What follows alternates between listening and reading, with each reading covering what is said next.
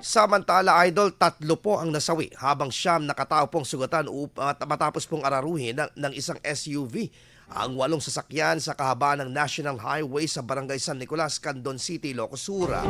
Ayon po sa inisyal na investigasyon ng mga otoridad, diretsyong bumulusok ang SUV sa mga kasalubong ng mga motora, tricycle at 3 pang kotse at nadamay pang isang lolo na natatawid lang sana nang mangyari ang aksidente.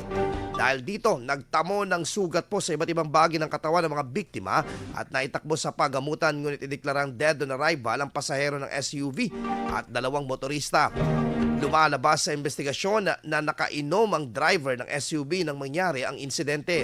Patuloy naman ang investigasyon sa nasabing insidente. IFM News. IFM News. IFM News.